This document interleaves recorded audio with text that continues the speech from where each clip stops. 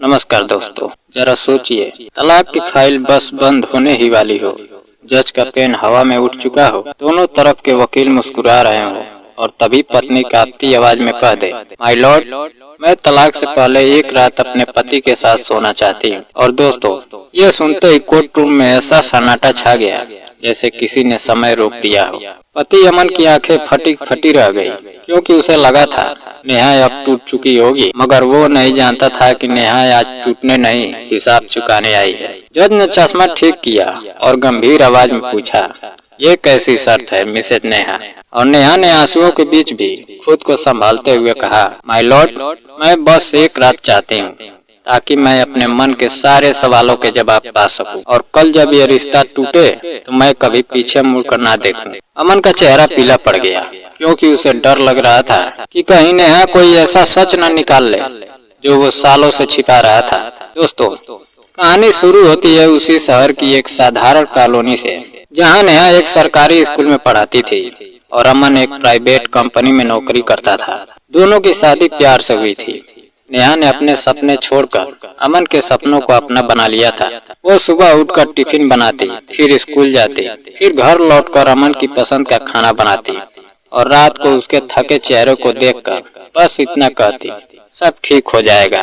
मगर दोस्तों, कुछ लोगों को प्यार नहीं चाहिए, उन्हें बस अपनी जरूरत पूरी करने वाला इंसान चाहिए। अमन धीरे धीरे बदलने लगा। उसकी सैलरी बढ़ी तो उसका घमंड बढ़ा। दोस्तों, नेहा की सादगी उसे अब गरीबी लगने लगी, उसकी बातें उसे बोरिंग लगने लगी। और फिर एक दिन अमन ने नेहा के सामने वो बात कह दी जो किसी भी औरत की आत्मा तोड़ देती है। उसने कहा, तुम्हें पता है नेहा, तुम मेरे स्टेटस के लायक नहीं हो, तुम बस एक टीचर हो और मैं अब मैनेजर बन गया हूँ। नेहा ने चुपचाप सुन लिया, क्योंकि वो जानती थी बहस करने से प्यार नहीं बचता। मगर दोस्तों, असली जहर तब घुला जब अमन की जिंदगी में रिया नाम की लड़की आई। रिया अमन की कंपनी में थी, स्मार्ट, बोल्ड और दिखावे की दुनिया की रानी थी। अमन को रिया में वो चमक दिखी जो उसे नेहा में नहीं दिखती थी, और बस वहीं से शुरू हुआ नेहा की जिंदगी का सबसे बड़ा तूफान। अमन देर रात तक ऑफिस के बहाने बाहर रहने लगा, फोन पर पासवर्ड लग गया, घर में हंसी कम और ताने ज्यादा हो गए। नेहा हर बार खुद को समझाती कि शायद काम का प्रेशर है, मगर दोस्तों, औरत का दिल झूठ जल्दी पकड़ लेता है। एक रात नेहा ने अमन की शर्ट पर परफ्यूम की खुशबू महसूस की। वो खुशबू उसके घर में कभी नहीं आती थी। उसने धीरे से पूछा, ये खुशबू कहाँ से आई? अमन झल्ला कर बोला, तुम्हें हर बात पर शक करना है क्या? नेहा ने कुछ नहीं कहा, बस अपने कमरे में चली गई। और उस रात दोस्तों, पहली बार उसने तकिए में मुंह दबाकर रोना शुरू किया। अगले दिन नेहा स्कूल गई तो उसकी सहेली पूजा ने उसके चेहरे की उदासी देख ली। पूजा ने कहा, दोस्त, क्या बात है, तू आज बुझी बुझी सी लग रही है। नेहा ने बस इतना कहा, पूजा, सब बदल रहा है। पूजा ने उसे समझाया कि अपने रिश्ते को संभाल, लेकिन नेहा के मन में अब डर नहीं, एक अजीब सा सन्नाटा था, क्योंकि उसे लगने लगा था कि अमन अब उसके हाथ से निकल चुका है। और दोस्तों, फिर वो दिन आया जिसने नेहा की जिंदगी को उलट दिया।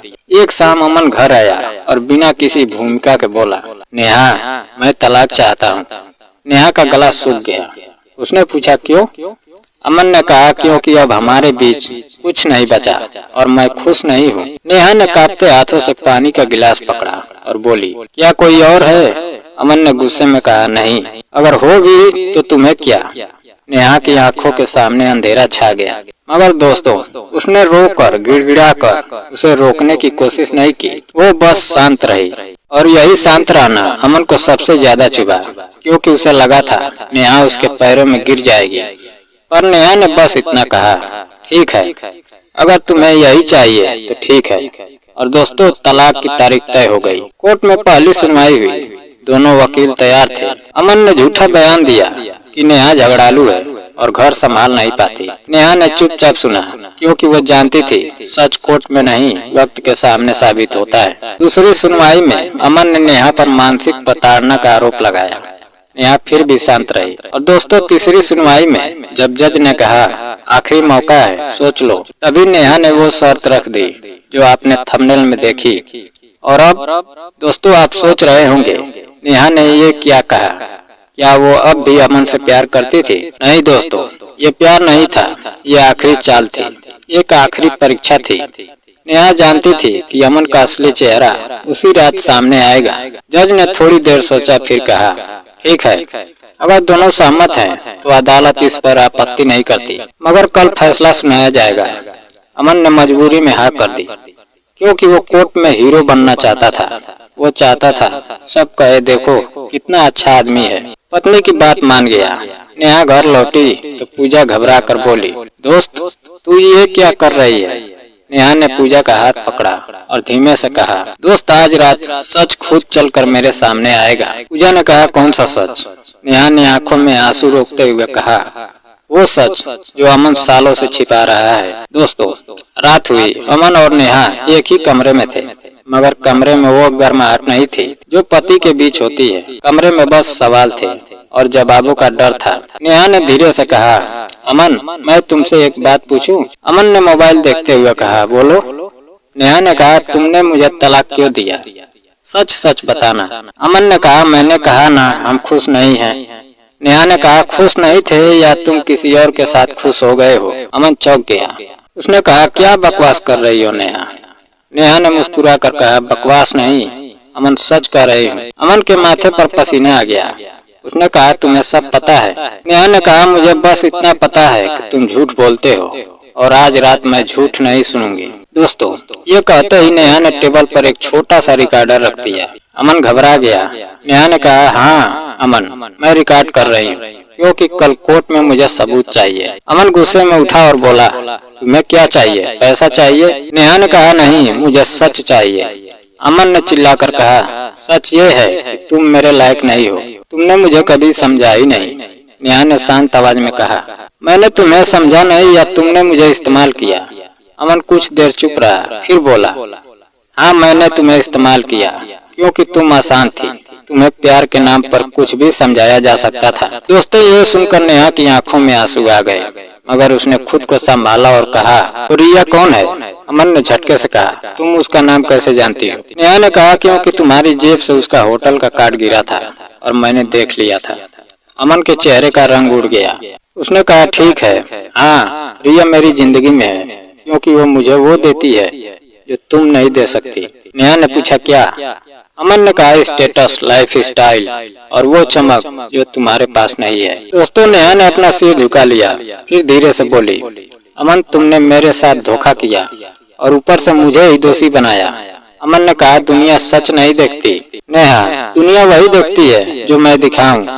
और यही सुनकर दोस्तों नेहा के अंदर की आग भड़क उठी। उसने कहा, ठीक है अमन, आज रात मैं तुम्हें एक आखिरी तोहफा दूंगी। अमन ने हंसकर कहा, क्या? नेहा ने कहा, मैं तुम्हें वो साबित करने दूंगी जो तुम हमेशा से दिखाना चाहते थे, कि मैं कमजोर हूँ। लेकिन कल कोर्ट में जब तुम्हारा सच खुलेगा तब तुम्हारी वो नकली इज्जत भी नहीं बचेगी। दोस्तों अमन ने रिकॉर्डर की तरफ देखा और अचानक झपट्टा मारकर उसे उठाने लगा, मगर नेहा ने पहले ही रिकॉर्डिंग फोन में ऑटो बैकअप पर लगा दी थी। अमन ने गुस्से में कहा, तुम पागल हो गई हो? नेहा ने कहा, नहीं अमन, मैं जाग गई हूँ। और दोस्तों उसी वक्त दरवाजे पर दस्तक हुई। अमन ने दरवाजा खोला तो सामने रिया खड़ी थी, हाथ में केक और चेहरे पर मुस्कान लिए। रिया ने कहा, सरप्राइज अमन, आज तो आपकी आजादी की आखिरी रात है। अमन के पैरों तले जमीन खिसक गई। नेहा ने रिया को ऊपर से नीचे तक देखा और कहा, रिया अंदर आओ, तुम भी तो इस कहानी की सबसे बड़ी वजह हो। रिया घबरा गई। उसने कहा, मैं तो बस अमन से मिलने आई थी। नेहा ने कहा, मिलने ही तो आई हो क्योंकि तुम्हें लगा आज रात मैं टूट कर रोऊंगी और अमन तुम्हारे साथ जश्न मनाएगा। मगर दोस्तों आज रात जश्न नहीं, सच का तमाशा होगा। नेहा ने अपना फोन निकाला और रिया से कहा, तुम्हें पता है कल कोर्ट में क्या होगा? रिया ने कहा, क्या? नेहा ने कहा, कल कोर्ट में ये साबित होगा कि अमन ने मुझे मानसिक प्रताड़ना दी, धोखा दिया और झूठे आरोप लगाए, और ये सब रिकॉर्ड हो चुका है। अमन ने चिल्लाकर कहा, बंद करो ये सब। नेहा ने कहा, क्यों अमन, अब डर लग रहा है? रिया ने अमन की तरफ देखा और बोली, तुमने कहा था सब कंट्रोल में है। अमन ने कहा, रिया तुम जाओ यहाँ से। नेहा ने कहा, नहीं रिया जाएगी नहीं, क्योंकि कल कोर्ट में मैं अकेली नहीं जाऊंगी, मैं तुम्हें भी बुलाऊंगी। क्योंकि दोस्तों जब किसी औरत का घर टूटता है तो उसमें सिर्फ पति ही नहीं दूसरी औरत भी जिम्मेदार होती है। रिया डर गई और बोली, मैं कुछ नहीं जानती। नेहा ने कहा, जानती हो रिया, तुम सब जानती हो, तुमने भी तो उसके साथ होटल में रातें बिताई और अब मेरी बारी है कि मैं तुम्हें बताऊं कि असली ताकत क्या होती है। दोस्तों, रात भर अमन सो नहीं पाया। नेहा शांत बैठी रही और सुबह होते ही वो तैयार होकर कोर्ट पहुंच गए। अमन भी पहुंचा, मगर उसके चेहरे पर रात की घबराहट साफ थी। जज आए और बोले, आखिरी सुनवाई शुरू की जाए। अमन के वकील ने कहा, माय लॉर्ड, हम तलाक चाहते हैं और पत्नी मानसिक रूप से अस्थिर नहीं है।